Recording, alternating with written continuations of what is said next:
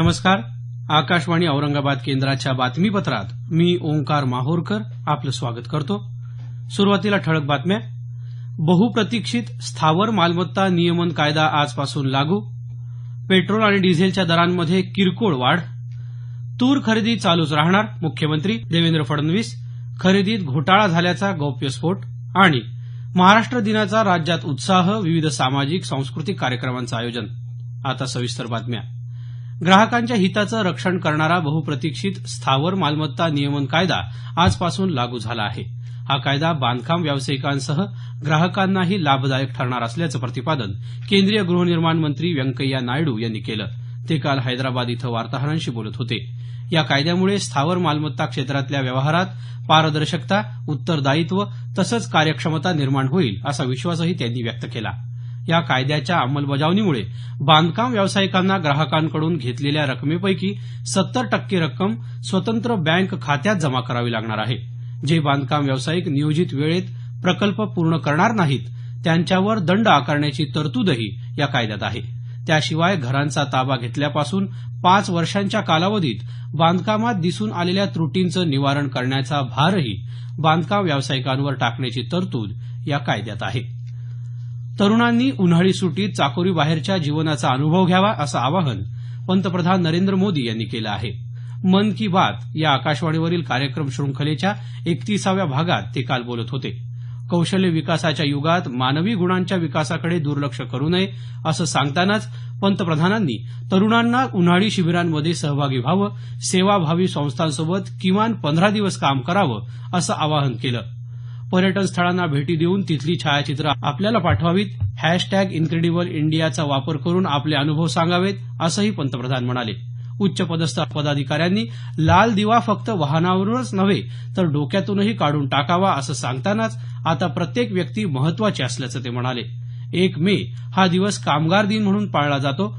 कामगारांच्या कल्याणासाठी भारतरत्न डॉक्टर बाबासाहेब आंबेडकर यांचं योगदान अविस्मरणीय असल्याचं नमूद करत पंतप्रधानांनी भगवान गौतम बुद्ध, महात्मा बसवेश्वर, रामानुजाचार्य यांच्या कार्याचं स्मरण केलं. आज साजरा होत असलेल्या महाराष्ट्र दिनाच्या पंतप्रधानांनी महाराष्ट्रवासियांना शुभेच्छा दिल्या आहेत. दरम्यान उच्चपदस्थ पदाधिकाऱ्यांच्या वाहनावर लाल दिवा लावण्यास बंदीचा निर्णय आजपासून देशभरात लागू होत आहे. पेट्रोल आणि डिझेलच्या दरांमध्ये किरकोळ वाढ करण्यात आली आहे. पेट्रोलचा दर प्रतिलिटर 1 पैसा तर डिझेलचा दर प्रतिलिटर 44 पैशांनी वाढला. काल मध्यरात्रीपासून हे नवे दर लागू झाले आहेत. दरम्यान पुदुचेरी, आंध्र प्रदेशातील विशाखापट्टणम, राजस्थानमधील उदयपूर, झारखंडमधील जमशेदपूर आणि चंदीगड शहरात आजपासून दररोज पेट्रोल आणि डिझेलच्या दरात बदल होणार असल्याचं तेल कंपन्यांच्या अधिकाऱ्यांनी सांगितलं. वस्तू आणि सेवा कर जीएसटी अंतर्गत आपल्या व्यवसायाची नोंदणी करण्याची मुदत काल संपली. जीएसटी नोंदणी करण्यासाठी आलेल्या तांत्रिक अडचणींमुळे केंद्र सरकारनं 31 मार्च ही नोंदणीची मुदत महिनाभरासाठी वाढवली होती. आपली अघोषित संपत्ती प्रधानमंत्री गरीब कल्याण योजनेअंतर्गत जाहीर करण्याची मुदतही काल संपुष्टात आली. जलयुक्त शिवार योजनेच्या यशामुळे राज्यात यंदा 20 लाख टन तुरीचं उत्पादन झालं. गेल्या 15 वर्षांच्या तुलनेत राज्य सरकारनं सर्वाधिक तूर खरेदी केली असून ही तूर खरेदी यापुढेही चालूच राहणार असल्याचं मुख्यमंत्री देवेंद्र फडणवीस यांनी म्हटलं. नागपूर जिल्ह्यातल्या डोंगरगाव इथं महावेद प्रकल्पाअंतर्गत पहिल्या स्वयंचलित हवामान केंद्राचं उद्घाटन मुख्यमंत्री देवेंद्र फडणवीस यांच्या हस्ते काल झालं. त्यावेळी ते बोलत होते. दरम्यान तूर खरेदीमध्ये मोठ्या प्रमाणात घोटाळा झाल्याचा गौप्यस्फोट करत मुख्यमंत्र्यांनी काही व्यापाऱ्यांनी शेतकऱ्यांच्या 7/12 उताराचा आधार घेत तुरीची विक्री केल्याचं उघडकीस आलं असल्याचं सांगितलं. या तूर खरेदीची संपूर्ण चौकशी करून दोषी व्यापाऱ्यांवर कठोर कारवाई करण्याचा इशाराही त्यांनी यावेळी दिला. नंदुरबार इथं सातपुडा महाआरोग्य शिबिराचं उद्घाटनही मुख्यमंत्र्यांच्या हस्ते काल झालं. या शिबिरात विक्रमी रुग्णांनी नाव नोंदणी झाली असल्याचं आमच्या वार्ताहरानं कळवलं आहे. राज्यातलं अशा प्रकारचं हे 20वं महाआरोग्य तपासणी शिबिर आहे. उत्तर प्रदेशातल्या शेतकऱ्यांपेक्षा राज्यातल्या शेतकऱ्यांची परिस्थिती वाईट आहे. राज्यात शेतकऱ्यांच्या आत्महत्यांचं प्रमाण जास्त आहे. मात्र महाराष्ट्राची आर्थिक क्षमता ही उत्तर प्रदेशपेक्षा मोठी आहे.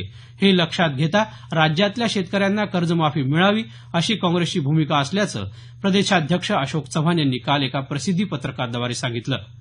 राज्यातला शेतकरी आर्थिक टंचाईत सापडला असून त्याच्या एकाही शेतमालाला हमीभाव मिळत नाही. शेतकऱ्यांची सर्व तूर सरकार खरेदी करेल असं आश्वासन सरकारतर्फे देण्यात आलं होतं, मात्र तेही फोल ठरलं आहे. राज्यातल्या सर्व शेतकऱ्यांची तूर खरेदी करावी अशी आपली मागणी असल्याचं चव्हाण यांनी यात म्हटलं आहे. 54वे महाराष्ट्र राज्य मराठी चित्रपट पुरस्कार काल मुंबईत प्रदान करण्यात आले. अभिनेता मंगेश देसाई यांना सर्वोत्कृष्ट अभिनेता म्हणून तर अभिनेत्री इरावती हर्षे यांना सर्वोत्कृष्ट अभिनेत्री पुरस्कार प्रदान करण्यात आला. सर्वोत्कृष्ट चित्रपटांच्या स्पर्धेत कासव या चित्रपटानं प्रथम, दशक्रिया या चित्रपटानं द्वितीय तर व्हेंटिलेटर चित्रपटानं तृतीय क्रमांकाचा पुरस्कार पटकावला. ज्येष्ठ अभिनेत्री सायरा बानो यांना राज कपूर जीवनगौरव पुरस्कार, ज्येष्ठ अभिनेते विक्रम गोखले यांना चित्रपती व्ही शांताराम जीवनगौरव पुरस्कार, अभिनेते जॅकी श्रॉफ यांना राज कपूर विशेष योगदान पुरस्कार तर अभिनेते अरुण नलावडे यांना चित्रपती व्ही शांताराम विशेष योगदान पुरस्कार काल प्रदान करण्यात आले. हे बातमीपत्र आकाशवाणीच्या औरंगाबाद केंद्रावरून प्रसारित केलं जात आहे. आमचं हे बातमीपत्र newsonair.com या संकेतस्थळावरही उपलब्ध आहे. आकाशवाणी औरंगाबाद केंद्राची बातमीपत्र आता ट्विटर, फेसबुक आणि युट्यूबवरही उपलब्ध. अधिक बातम्या आणि ताज्या घडामोडी जाणून घेण्यासाठी AIR_ARNGBAD हे ट्विटर अकाउंट फॉलो करा आणि all India radio news Aurangabad हे फेसबुक पेज लाईक करा. कृषी क्षेत्राशी संबंधित आवश्यक त्या सर्व सुविधा उपलब्ध करून देत शेतकऱ्यांचं जीवनमान उंचावण्यासाठी राज्य सरकार प्रयत्नशील असल्याचं राज्याचे पाणीपुरवठा आणि स्वच्छता मंत्री बबनराव लोणीकर यांनी म्हटलं आहे. जालना जिल्ह्यात राबवण्यात येत असलेल्या विविध योजनांची माहिती देणारं एक पत्रक त्यांनी जारी केलं. त्यात त्यांनी ही माहिती दिली. शेतकऱ्यांना उत्पादन खर्च तसंच पीक कर्जापेक्षा अधिक उत्पन्न खात्रीशीरपणे मिळावं हा या वर्षीच्या नियोजनाचा मुख्य उद्देश असल्याचं त्यांनी या पत्रकात नमूद केलं. जालना जिल्ह्यात 9,602 शेतकऱ्यांना शेततळं मंजूर करण्यात आलं असून जालना इथं 5,82,00,000 रुपये निधी मंजुरीसह रेशीम संकलन केंद्रासही मंत्रिमंडळानं मान्यता दिल्याचं लोणीकर यांनी सांगितलं. आज 57वा महाराष्ट्र दिन राज्यभर उत्साहात साजरा होत आहे. यानिमित्त राज्यभरात शासकीय ध्वजारोहण तसंच विविध सामाजिक सांस्कृतिक कार्यक्रमांचं आयोजन करण्यात आलं आहे. औरंगाबाद इथं महाराष्ट्र दिनानिमित्त मुख्य शासकीय ध्वजारोहण विभागीय आयुक्त कार्यालयात पालकमंत्री रामदास कदम यांच्या हस्ते आज सकाळी 8 वाजता होणार आहे. मराठवाड्यात सर्व जिल्हा मुख्यालयांच्या ठिकाणी संबंधित पालकमंत्र्यांच्या हस्ते ध्वजारोहण केलं जाणार आहे. महाराष्ट्र दिनाबरोबरच कामगार दिनही आज सर्वत्र साजरा होत आहे. या निमित्तानं विविध कार्यक्रमांचं आयोजन करण्यात आलं आहे. राज्याच्या काही भागात काल गारांसह अवकाळी पाऊस झाला. यामध्ये मराठवाड्यातल्या औरंगाबाद, जालना, हिंगोली, परभणी आणि उस्मानाबाद जिल्ह्यांचा समावेश आहे. औरंगाबाद जिल्ह्यात सिल्लोड शहर आणि परिसरात गारांसह पाऊस पडला. जालना जिल्ह्यात भोकरदन तालुक्यातल्या पिंपळगाव, रेणुकाई, हसनाबाद, कुंभारी, केदारखेडा, भायडी, राजूर, सिपोरा बाजार, अनवा परिसरात तर जाफराबाद परिसर आणि मंठा तालुक्याच्या उसवद आणि परिसरातही अवकाळी पाऊस पडला. बीड जिल्ह्यात अवकाळी पावसादरम्यान वीज पडून परळी तालुक्यातल्या मांडवा इथला एक शेतकरी ठार झाला.